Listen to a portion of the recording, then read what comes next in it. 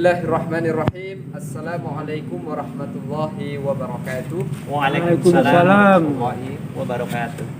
Baik jamaah yang ada di rumah yang dimuliakan Allah Subhanahu wa taala, ya segala puja dan puji hanya milik Allah Subhanahu wa taala.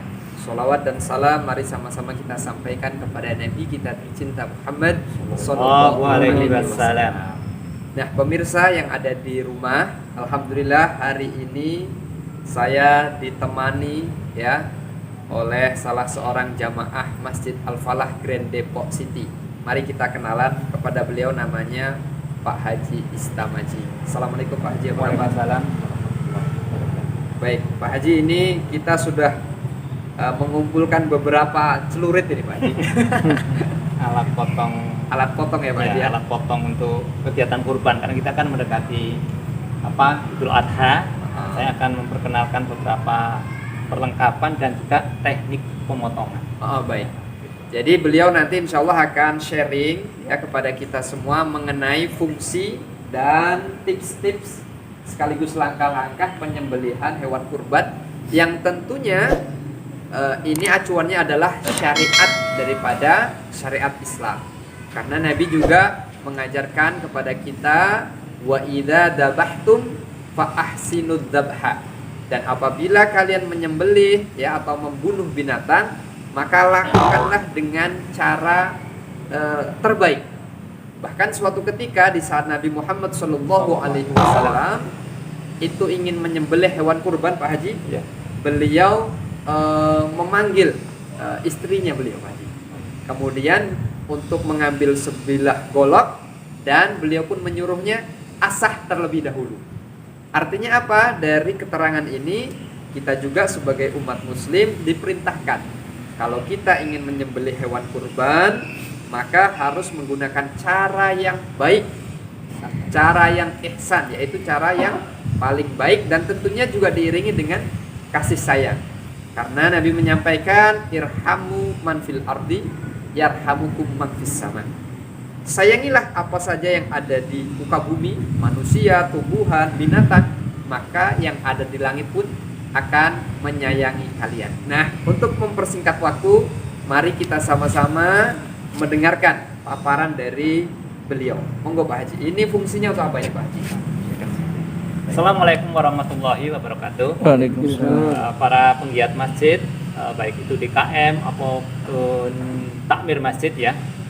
Di sini kami akan memberikan tips-tips atau cara-cara penyembelihan hewan kurban yang tentunya tadi sudah disampaikan oleh Ustaz Rahmat bahwa semua acuannya adalah syariah. Nah, di sini kita sharing ya, mungkin berbagi pengalaman saja.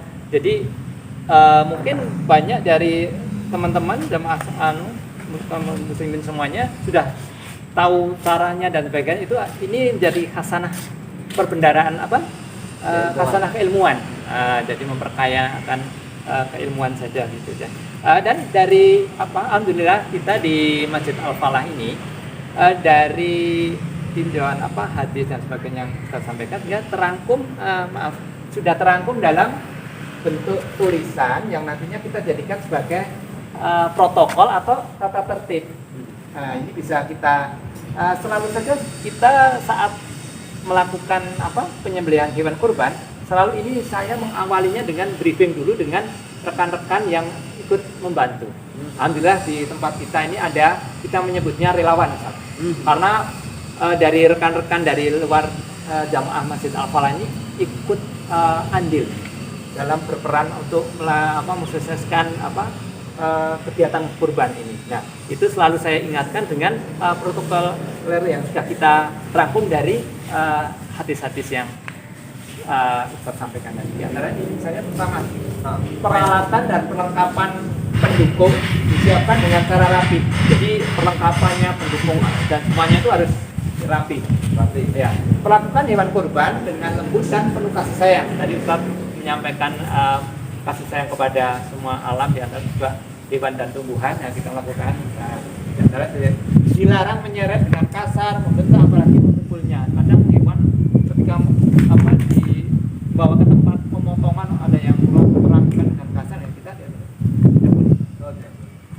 setelah hewan kurban dijatuhkan dengan cara yang mengelusnya sampai matanya berkaca-kaca. Ini secara teknis di lapangan. Kita juga belajar dari Ustadz yang dulu memberikan pelatihan bagaimana memberikan rasa kasih sayang kepada hewan yang akan nanti kita sembelih. Itu ternyata memang Ustadz matanya berkaca-kaca seperti sudah pasrah, dan ketika itu akan berpengaruh dengan kualitas daging. Karena dagingnya akan bagus gitu.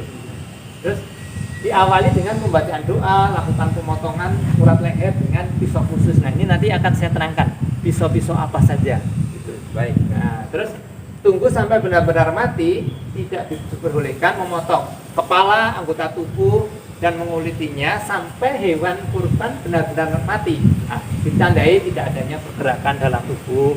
Kita di ikatan tali di kaki dan sebagainya itu dilepas, itu tidak ada pergerakan. Nah, itu baru kita lakukan pengulitan, pemotongan anggota tubuh itu. Terus ini, 7, saat melaksanakan tugas tidak diperbolehkan atau bercanda. Juga merokok ini kita memang karena ini bagian dari ibadah, gitu kan.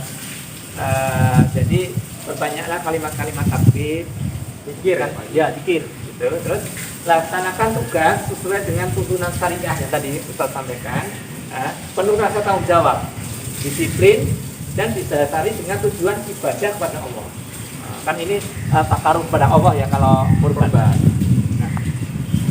Selanjutnya saya perkenalkan alat-alat perlengkapan dan teknik-teknik.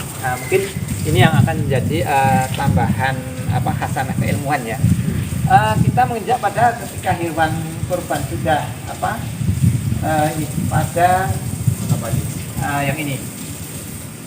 Setelah kedua ya, perlakukan hewan kurban dengan lembut dan penuh kasih sayang. Nah, itu selalu kita persiapkan. Itu masker, penutup mata. Jadi ini ada kain yang kita ambil aja kain yang gelap. Ini kebetulan warnanya biru tua gitu. Kita tutup matanya. Tutup matanya sehingga tidak melihat hewan yang sedang dikulitin ataupun melihat pisaunya. Jadi kita perlakukan dengan lembut.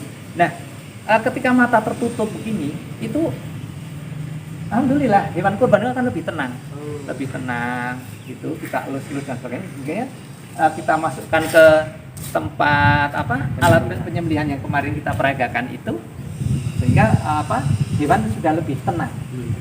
Nah, perlengkapan tentunya ada ini sarung tangan. Silakan ada yang karena kan nantinya itu supaya kita itu aman, kena lecet, kena pas narik tali dan sebagainya itu. Jadi keamanan yang utama itu adalah safety dulu, aman. Kalau kita itu luka sedikit aja akan terganggu, gerakan kita akan terganggu. Nah, jadi sarung tangan itu bisa pilihannya, ada yang biasanya yang ada jari enak gitu, yang jarinya nggak tertutup. Ini kebetulan contohnya yang saya pakai adalah yang saya cocok dengan ini. Nah, terus pisau-pisau ya. Yang gede dulu. Iya, gini. Teknik pemotongan sapi, ya, kita contohkan sapi dulu ya. Teknik pemotongan sapi itu sebenarnya ada 3 teknik, yaitu teknik dorong, teknik tarik, dan ada teknik tusuk. Itu pisaunya bisa berbeda. Itu. Yang jadi itu sesuai dengan kebiasaan yang pihak pemotong. Dan alhamdulillah saya di sini tadinya memang semuanya saya potong. Lama-lama dari tahun ke tahun ada yang meningkat, ingin pihak kurban yang memotong sendiri. Jadi saya dampingi begini tekniknya, caranya selalu saya dampingi. Gitu. Yang penting kan memotong 2 urat nadi itu yang di kanan kiri di sapi itu, terus dan saluran pernafasan. Saluran pernafasan itu gandeng dengan saluran makan. Jadi 4 yang kepotong itu. Saluran urat nadinya itu kanan kiri. Jadi bisa urus kepotong itu. Nah, soal teknik motongnya sekali atau 2 kali potong memang kita ambilnya mempercepat lebih bagus kan. Gitu. Tapi kalau ternyata kok motongnya ternyata sekali ini belum kena, bisa tarik lagi, bisa. Itu tekniknya ya. Nah, ini saya perkenalkan ada beberapa pisau ya. Ya. Pertama ini saya sampaikan teknik tarik. Teknik tarik. Siap. Teknik tarik. Nah, ini. Juga ini tambahan juga ya, kawan-kawan untuk ini golok panjangnya 33 cm. Ini udah cukup untuk memotong sapi. Rata-rata kalau megang golok itu semuanya begini, secara umum. Nah, ini tidak diperkenalkan karena apa? Berbahaya. Sebab ini kalau ditarik begini, ini berisiko untuk pecah dan bisa kena tangan. Sebab ini ketajamannya sudah sangat tajam lah, udah memenuhi syarat untuk. Nah, caranya itu megangnya itu begini. Jangan begini. Ini karena ini bisa berbahaya. Pernah kejadian ini? Iya. Nah, jadi megangnya itu begini, dari samping, dari belakang. Kita pegang, terus ini kan ada kuncinya, ini nggak bisa lepas. Kita buka sedikit aja gini. Ini udah, kalau jatuh lepas nih, nah kita ambil. Ya. Nah, ini golok ini cocok untuk sebenarnya bisa dorong, bisa tarik, tergantung kebiasaan dari kebiasaan dari si pemotong itu seperti apa. Nah, terus secara umum juga ini saya balikin lagi. Secara umum orang kalau ngetes ketajaman selalu pakai begini. Ini berbahaya ini. Jangan sekalian sekarang pakai ini. Kita ngetesnya bisa pakai kertas, kalau memotong kertas itu udah hasilnya bagus, rapi gitu, nggak apa ya, nggak ada nggak sobeknya, itu rata lurus, itu udah tajam gitu. Jangan mengetes ketajaman itu dengan begini, itu sangat berbahaya. Ini kesenggol sedikit gini aja ini luka gitu. Nah, karena berbahaya sekali. Nah, nanti bisa kita praktekkan tingkat ketajamannya itu. Nah, ulangi lagi ya, begini pegangnya dari belakang. Ya. Nah, ini ini dari ujung ke ujung ini udah sangat nggak perlu dengan disentuh tadi. Jadi dengan satu sayatan aja udah kelihatan Jadi ini tekniknya bisa, pisau ini bisa untuk dorong, bisa untuk tarik. Nah, kalau tarik itu megangnya begini, terus anggaplah ini leher sapi. Nah, sapi itu ada jakunnya, Ustaz.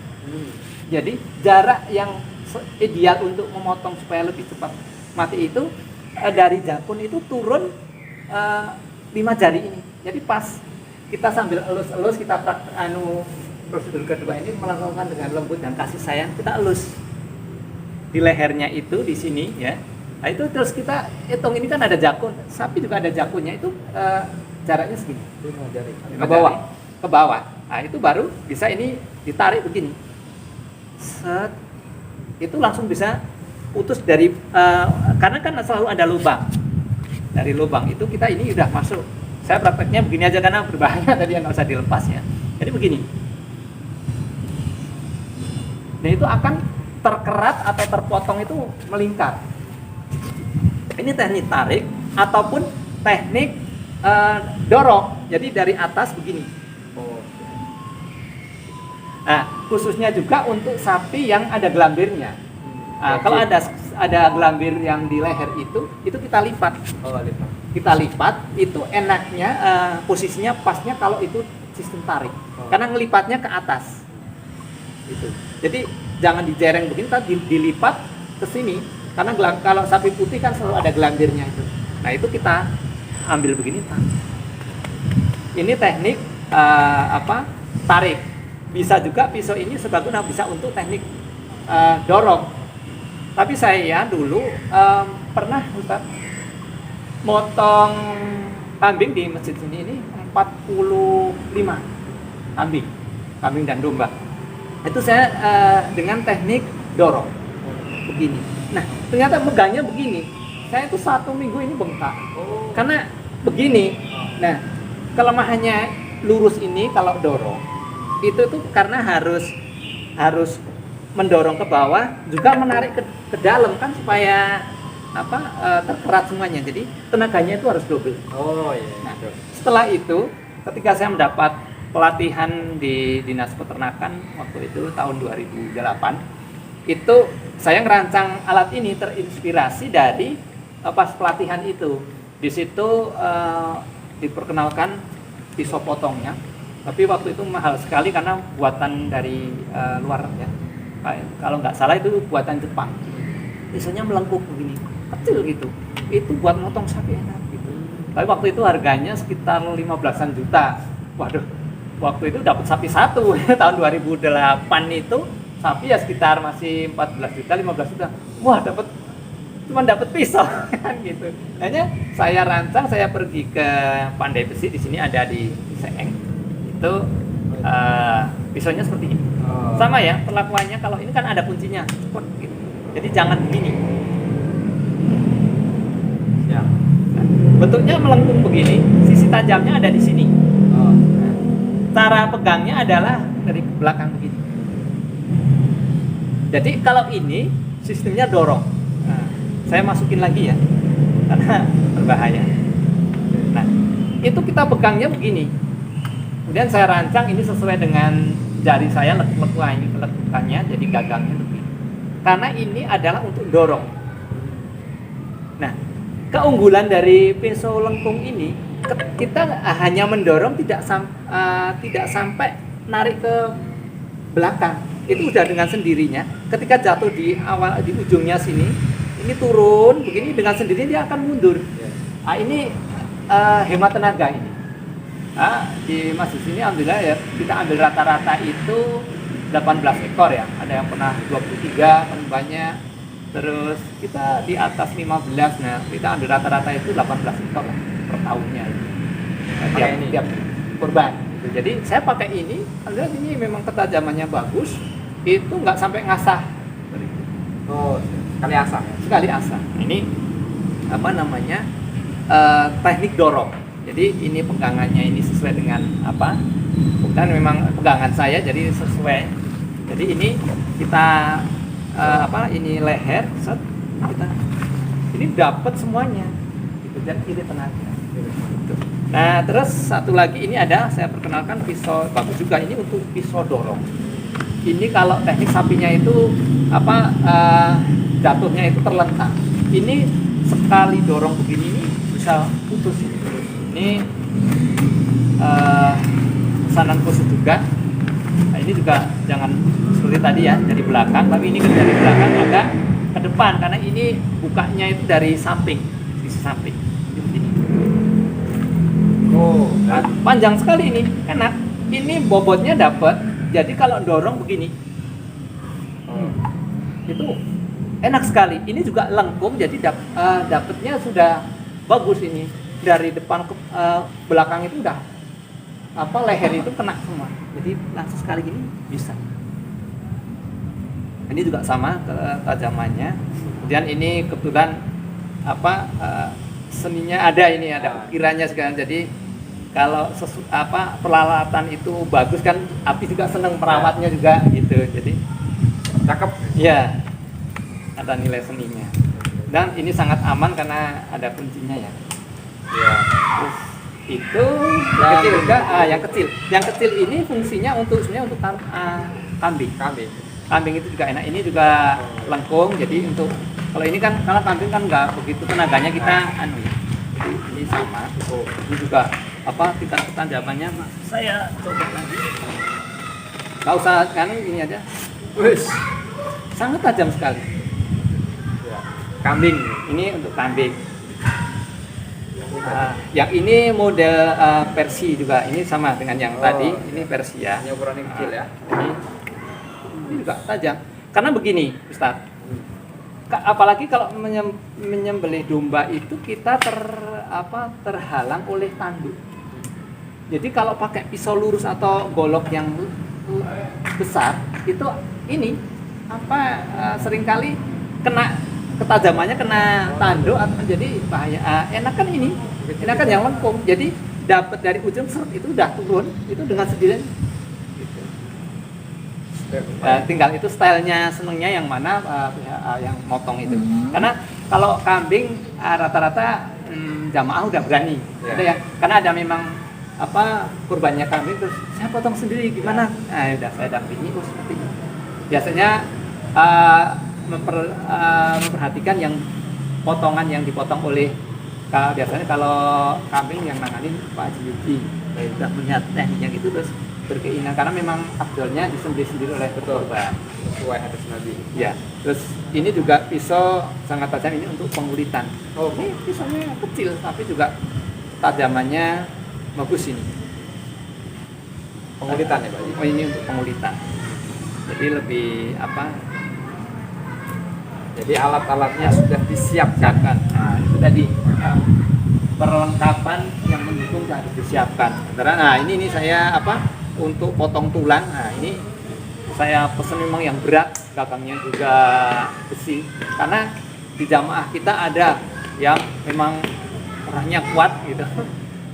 Itu kita sediakan. Nah, kalau yang ini lebih ringan, Ustaz. Lebih ringan. Lebih enak ini. Lebih enak, itu nggak capek juga. Kalau ini untuk yang biasanya untuk apa, pinggul, potong pinggul sapi itu kan harus ini kaki dan sebagainya. Jadi itulah tentang apa, teknik-teknik, dan saya perkenalkan apa namanya, alat-alat tersebut. Ya, ada teknik satu lagi tapi tidak populer, itu teknik tusuk. Nah, pisaunya kebetulan nggak ada contohnya karena teknik tusuk itu jarang ya orang. Itu pisaunya itu tajam kan 2 mata. Oh. Jadi tekniknya itu yaitu ditusuk di sisi tengah sini. Itu dengan tusuk langsung diangkat begini, itu udah putus ke depan. Gitu. Jadi tajamnya itu kanan dua sisi. Begitu begini langsung gitu. Leher sapi udah potong. Tapi itu jarang karena pisaunya juga rata-rata kan pisau 1 mata gitu kan. Itu pesanan khusus, dan pisaunya modelnya kayak tombak ataupun seperti ini bayonet di tentara kan ada bayonet, lancip begitu. Jadi begitu tusuk terus masuk, itu juga saya itu mempercepat, tapi tekniknya memang teknik tinggi ya, mempercepat. Yang penting kan itu tadi, mempercepat hewan untuk matinya, tajam juga.